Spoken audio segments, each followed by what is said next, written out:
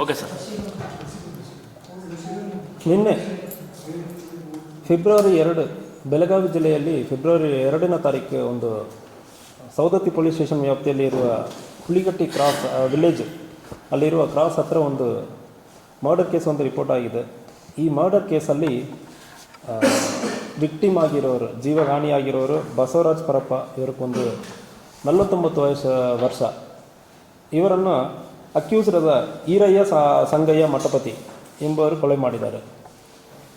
ಈ ಈರಯ್ಯ ಸಂಗಯ್ಯ ಮಠಪತಿ ಅವರ ತಾಯಿಗೂ ಮತ್ತು ಇವರಿಗೂ ಸ್ವಲ್ಪ ಅಕ್ರಮ ಸಂಬಂಧ ಇರುವುದು ಕಂಡುಬಂದಿದೆ. ಬಸವರಾಜಕ್ಕೂ ಈರಯ್ಯ ಸಂಗಯ್ಯ ಅವರ ತಾಯಿಗೂ ಸುಮಾರು 15 ವರ್ಷಕ್ಕೆ ಹಿಂದೆ ಇವರು ಊರಿನಿಂದ ಕರ್ಕೊಂಡು ಹೋಗಿ ಸ್ವಲ್ಪ ಮಹಾರಾಷ್ಟ್ರದಲ್ಲಿ ಇರುವ ಸಂದರ್ಭದಲ್ಲಿ ಅವರ ತಾಯಿಯನ್ನು ಮತ್ತು ಬಿಟ್ಟು ಕಳಿಸಿದ್ದಾರೆ.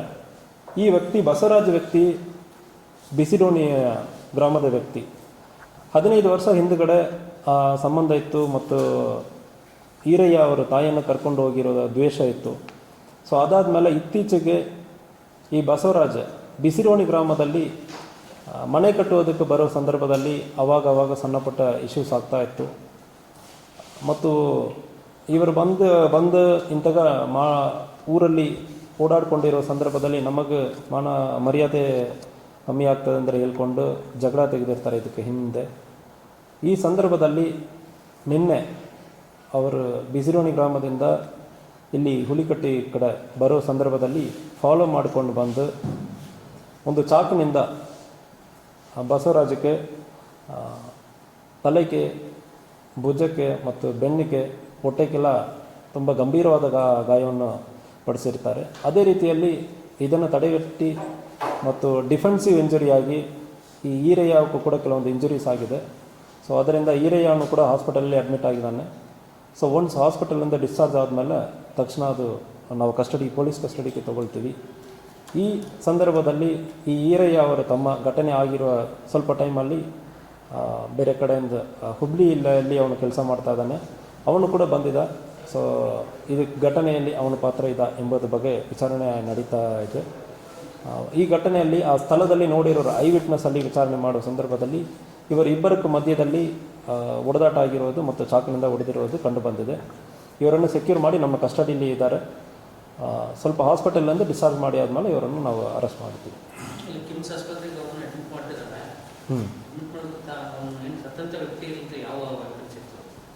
ಸೊ ಅವನ ಕಡೆ ಒಂದು ಡ್ಯಾಗರ್ ಅಂದರೆ ಒಂದು ದೊಡ್ಡ ಇದು ಚಾಕು ಥರ ದೊಡ್ಡದು ಪ್ಲ್ಯಾನ್ ಮಾಡಿಕೊಂಡು ಬಂದಿರುವಾಗಲೇ ಅದು ಅವನ ಕೈಯಲ್ಲಿ ಇರೋದು ಕಂಡು ಬಂದಿರ್ತದೆ. ಸೊ ಯಾವಾಗ ಎಲ್ಲಿಂದ ತೊಗೊಂಡು ಬಂದಿದ್ದಾನೆ, ಇದು ಪ್ಲ್ಯಾನ್ ಯಾವಾಗಲಿಂದ ಮಾಡಿದ್ದಾನೆ, ಇದು ಬಗ್ಗೆ ಕೂಡ ವಿಚಾರಣೆ ನಡೀತಾನೆ. ಇಲ್ಲ, ಡಿಫೆನ್ಸಿವ್ ಇಂಜರಿ ಇವನ ಕೈಯಲ್ಲಿ ಇರೋದು ತೊಗೊಂಡು ಹೊಡೆದಿರೋದು ಕಂಡು ಬಂದಿದೆ. ಸೊ ಒಂದು ವೇಳೆ ಇವನ ಕಡೆ ಯಾವುದೋ ಚಾಕಿದೆ ಅಂದರೆ ಅದು ಕೂಡ ಚೆಕ್ ಮಾಡ್ತೀವಿ. ಸೊ ಪ್ರೈಮ್ ಆಫೀಸಿ ಅವನಿಗೆ ಕೈ ಕಾಗೋದಂದರೆ ಡಿಫೆನ್ಸಿವ್ ಇಂಜರಿ ಅಂದರೆ ನಮ್ಮ ಒಬ್ಬರು ಹೊಡೆಯೋಕ್ಕೆ ಬರೋ ಸಂದರ್ಭದಲ್ಲಿ ಕೈ ತೋರಿಸ್ತೀವಿ ಅಂದರೆ ಇಲ್ಲಿ ಗಾಯ ಆಗುತ್ತದೆ. ಇಂತಹ ಗಾಯ ಈ ವ್ಯಕ್ತಿಗೆ, ಬಸವರಾಜ ವ್ಯಕ್ತಿಗೂ ಕೂಡ ಆಗಿದೆ. ಕೈಯಲ್ಲಿ ಮತ್ತು ಬೆನ್ನಲ್ಲಿ ಆಗಿದೆ ಮತ್ತು ತಡೆ ಮಾಡಿ ಮತ್ತು ಅವನು ಹೊಡೆಯಕ್ಕೆ ಹೋಗುವಾಗ ಅವನಿಗೂ ಗಾಯ ಆಗಿದೆ. ಯಾವುದು? ಸೊ ಪ್ರೈಮ್ ಆಫೀಸಿ ಅದ್ರ ಬಗ್ಗೆ ನಮಗಿನ್ನೂ ಕಂಡು ಬಂದಿಲ್ಲ. ಸೊ ಇವನ್ ಕಡೆ ಡಿಫೆನ್ಸಿವ್ ಇಂಜರಿ ಅಂದರೆ ಹೇಳ್ತೀವಿ, ಯಾರೋ ಒಬ್ಬರು ನಮ್ಮ ಹೊಡೆಯೋಕ್ಕೆ ಬರೋ ಸಂದರ್ಭದಲ್ಲಿ ಇನ್ನೊಬ್ಬರು ನಾವು ಅದನ್ನೇ ತೊಗೊಂಡು ಹೊಡೆಯೋಕ್ಕೆ ಹೋಗ್ತಿಲ್ಲ, ಅಂಥ ಸಂದರ್ಭದಲ್ಲಿ ಕೂಡ ಗಾಯ ಆಗೋದಕ್ಕೆ ಸಾಧ್ಯನೇ ಇರ್ತದೆ. ಸೊ ಅದರಲ್ಲಿಂದ ಆಗಿದೆ, ಇಲ್ಲ ಹೊಸದಾಗಿ ಅವನು ಒಪ್ಪನ್ನು ಇಟ್ಕೊಂಡು ಬಂದಿದ್ದಾನೆ, ಅದ್ರ ಬಗ್ಗೆನೂ ವಿಚಾರಣೆ ನಡೀತಾ ಇದೆ. ಈರಯ್ಯಕ್ಕೆ ವಯಸ್ಸು 32 ವಯಸ್ಸು. ಸೊ ಇವನ ಸತ್ತ ವ್ಯಕ್ತಿ ಬಸವರಾಜ್ ವ್ಯಕ್ತಿಗೆ ಸುಮಾರು 49 ವರ್ಷ. ಇವನು ಇತ್ತೀಚೆಗೆ ಅವನು ಮಹಾರಾಷ್ಟ್ರ ಕೋಲ್ಹಾಪುರ ಡಿಸ್ಟಿಕಲ್ಲಿ ಇರೋದು ಸಾಮ್ರಾಟ್ ನಗರ್ ಕೋಲ್ಹಾಪುರಲ್ಲಿ ಇರೋದು ಕಂಡು ಬಂದಿದೆ. ಇತ್ತೀಚೆಗೆ ಅಲ್ಲಿಂದ ಬಂದು ಸ್ವಂತ ಊರಲ್ಲಿ ಮನೆ ಕಟ್ಟಕ್ಕೆ ಬರುವ ಸಂದರ್ಭದಲ್ಲಿ ಅಲ್ಲಿ ಆಲ್ರೆಡಿ ಸ್ವಂತ ಊರಲ್ಲಿ ಈರಯ್ಯ ಅವನ ತಾಯಿಯನ್ನು ಕರ್ಕೊಂಡು ಹೋಗಿರೋ ಆ ದ್ವೇಷ ಇರೋದ್ರಿಂದ ಈ ಘಟನೆ ಆಗಿದೆ. ಯಾವುದು?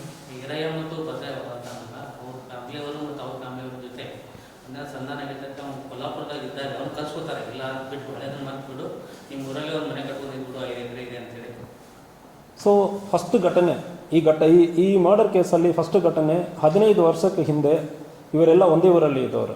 ಈರಯ್ಯ, ಬಸವರಾಜ್, ಈರಯ್ಯ ಅವರ ತಾಯಿ ಶಿವವ್ವ ಅಂದರೆ ಹೆಸರು, ಸ್ವರ್ಣ ಅಂದರೆ ಕರೀತಾರೆ.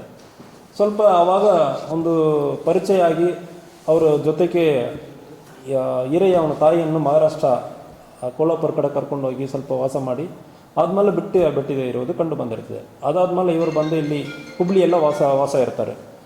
ಈ ಸಂದರ್ಭದಲ್ಲಿ ಇತ್ತೀಚೆಗೆ ಸಂಧಾನನೂ ಆಗಿರೋದಾಗಿ ಹೇಳ್ತಾ ಇದ್ದಾರೆ. ಬಟ್ ಆದರೆ ಆ ಸಂಧಾನದಲ್ಲಿ ಇವನು ಮತ್ತು ಊರಕ್ಕೆ ಬಂದು ಮತ್ತೆ ಇವನಿಗೆ ತೋರಿಸೋದು ಇವರ ಮಗನಕ್ಕೆ ಸ್ವಲ್ಪ ಈರೆಯಾಕೆ ಅಸಮಾಧಾನ ಆಯಿತು.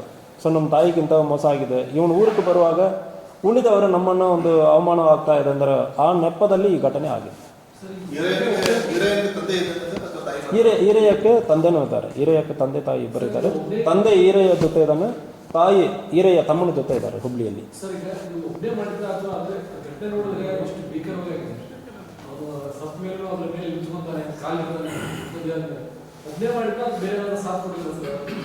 ಸೊ ಪ್ರೈಮ ಫೇಸಿ ನಮಗೆ ಐ ವಿಟ್ನೆಸ್ ಇವರೆಲ್ಲ ಹೇಳೋ ನೆಪದಲ್ಲಿ ಒಬ್ಬರು ಆಗಿರೋದಾಗಿ ಕೇಳ್ತಾ ಇದ್ದಾರೆ. ಬಟ್ ನಾವು ಐ ವಿಟ್ನೆಸ್ಸನ್ನು ಚೆಕ್ ಮಾಡ್ತೀವಿ, ಇಲ್ಲ ಬೇರೆಯವರಕ್ಕೆ ಇಂಥ ಸಂದರ್ಭಗಳಲ್ಲಿ ಆಗಿರೋ ಸಂದರ್ಭದಲ್ಲಿ ಬೇರೆ ಎವಿಡೆನ್ಸಸ್ ನಮಗೆ ಸಿಗ್ತದೆ, ಅದು ಬಗ್ಗೆ ನಡೀತಾ ಇದೆ. ಬಟ್ ಐ ವಿಟ್ನೆಸ್ ಪ್ರಕಾರ ಒಬ್ಬರೇ ಆಗಿರೋದಾಗಿ ನಮಗೆ ತಿಳಿಸಿದ್ದಾರೆ.